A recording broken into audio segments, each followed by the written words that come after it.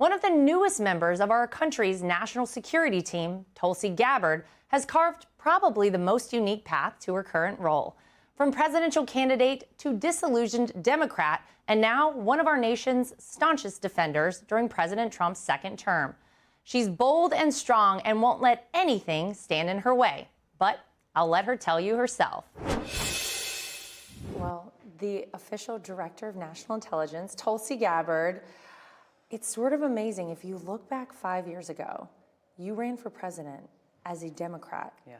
Could you ever have pictured that you would right now be sitting as part of Donald Trump's administration? It's not something that I pictured back then. And quite frankly, it wasn't something that I pictured even a few months ago. It's been an incredible experience for me to just be a small part of helping President Trump get elected and to now be in a position to help carry out his mandate, to end that weaponization and politicization of our intelligence community, of our law enforcement. It's a privilege. You are a person who can speak to that to a certain extent.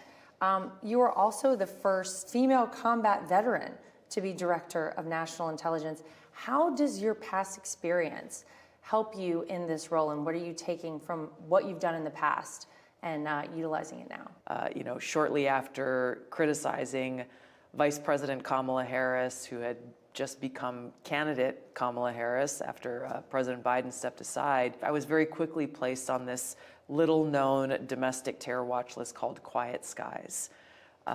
There's a long story I can tell you there about what that entailed with surveillance and federal air marshals being tasked with an active targeting package. It really speaks to how these institutions that exist to ensure the safety, security, and freedom of the American people being weaponized against the American people actually creates a greater national security risk. When we, the American people, cannot trust those who have the responsibility to keep us safe. There is a fine line, though, because I think people wonder, how can you ensure the safety of the American people, but also protect their privacy and from government intrusion? It is a heavy responsibility, and it is the most essential one. For too long, as you know, we've seen people in positions of great power tell us that, oh, well, if we just violate your civil liberties and freedom a little bit, it's okay because we're trying to keep you safe. Unfortunately, we've seen this for decades, and the more our freedoms are eroded, the more the foundations of our democracy are eroded. So, a lot of people talk about national security or security threats, but there's two components of that leaders have to really uphold, which is, yes, there's such a thing as a threat to physical security, but the threat to our freedom and our liberty must be balanced right alongside that threat to our physical security. Just to go back a moment to your previous life as a Democrat, you had a very famous sort of viral moment in a presidential debate against Kamala Harris, where you kind of called her out. Senator Harris says she's proud of her record as a prosecutor and that she'll be a prosecutor president, but I'm deeply concerned about this record. She kept people in prison beyond their sentences to use them as cheap labor for the state of California, and she fought to keep cash bail system in place that impacts poor people in the worst kind of way. I think a lot of people look at that moment and they say, is that the moment that Tulsi Gabbard started to maybe change her view on things? Was that part of your political conversion, that moment? That whole experience of running for president in the Democratic primary in 2020, that really exposed the Democrat Party's focus on things that did not matter to the American people.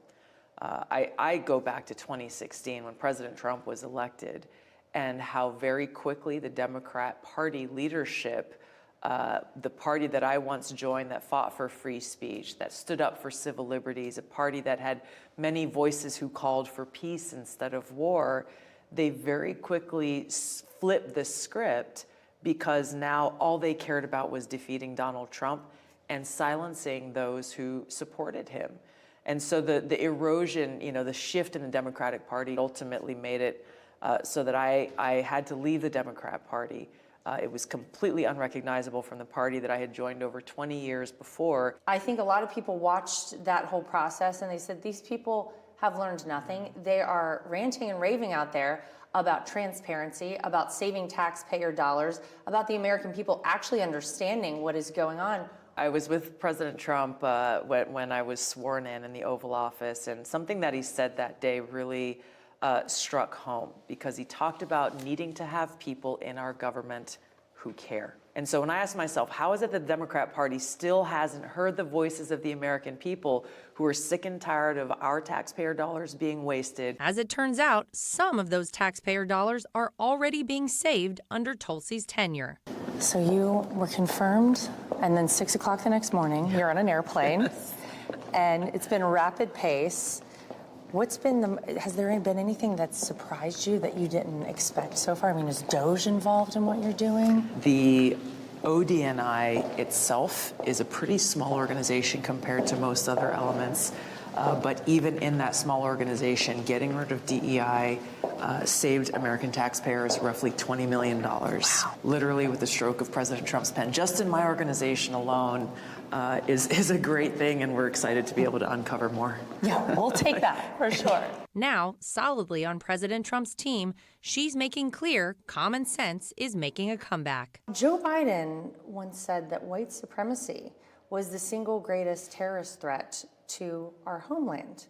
What do you feel is the greatest threat to the American people's safety? We look at the last 4 years of open borders, where we had tens of millions of people come across our borders, many of whom we don't know who they are or what their intentions are. And very specifically, the threat of radical Islamist terrorism here within our country is higher than it's ever been before, not only because of President Biden's open borders, but because of his and his administration's fear of being called Islamophobes.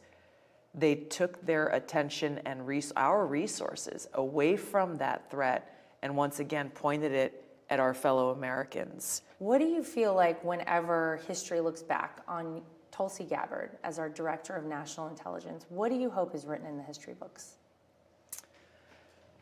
That I will have made an impact on rebuilding the trust that the American people deserve to have in these institutions that exist to serve the people. There are a lot of great Americans. Bringing that focus back as Director of National Intelligence is the heart of the impact that I hope to be able to make.